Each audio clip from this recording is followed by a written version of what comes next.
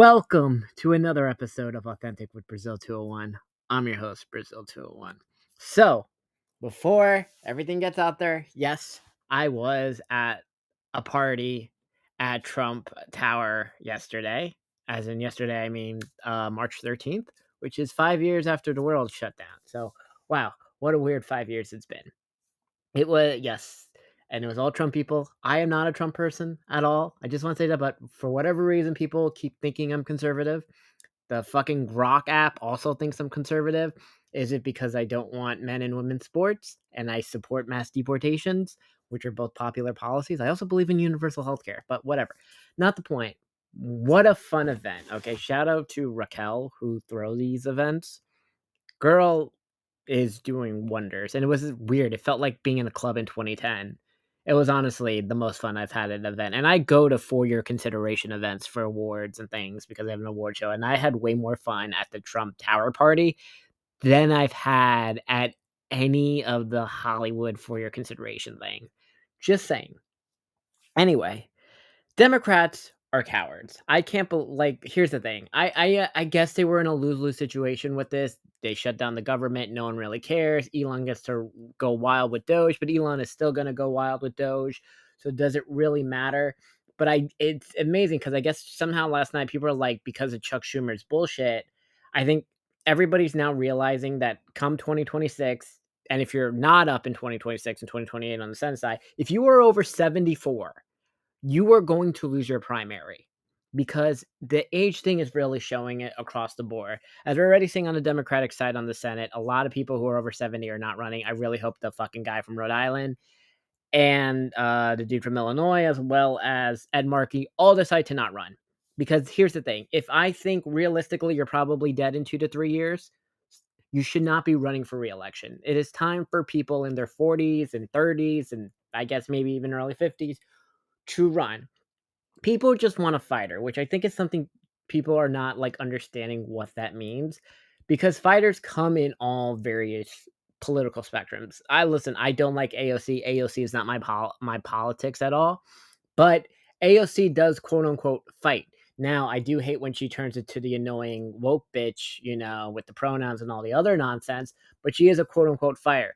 Andrew Cuomo is a fighter. If people forgot, April of 2020, there was like the whole thing because of how Cuomo was fighting Trump on television. He seemed strong. He spoke well. He's Italian. He's a white man, right? This is what right, there was a whole thing like, oh, we should swap out Biden for Cuomo. And by the way, Cuomo probably would have done better than Biden in the 2020 election, just saying.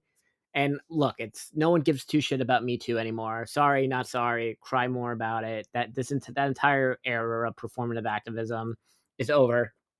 But it is, right? Whether you're that or fucking Gavin Newsom, who is a slimy fucking scumbag who doesn't have any real North Star. It's just he wants power, very Hillary Clinton like. And I guess, I understand you have to be a podcast to be a president now because that's how it works, which is why I also have a podcast. But people need fighters. And I don't want AOC to win that Senate seat in 2028. I hope it's a normie Democrat, whether it is Pat Ryan or Dan Goldman or whoever, just not that annoying bitch. Okay. Next. The people who voted are all super old. I understand in Nevada. Listen, I'll excuse the Hawaiian and the Nevada people for voting yes, because I understand the situations in those states. There's no, I get it.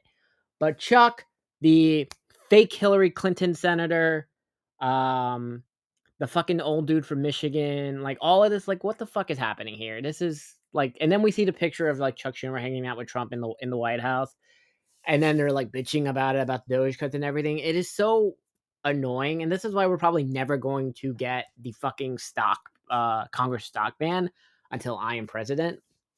Because as long as like fucking Nancy Pelosi and Chuck Schumer are in fucking Congress, they're never gonna do this. They love allegedly, allegedly insider trading. So it is what it is. But this is just nonsense. I don't know. They're going to create like a fucking tea party of the left, but not like pronoun men and women sports type stupid, just like people who are angry. Like a lot of people gotta go. And I think that's good. I think a more angrier party who curses, who talks shit, but I don't want activists. I don't want fucking pro-Hamas people and all this other nonsense.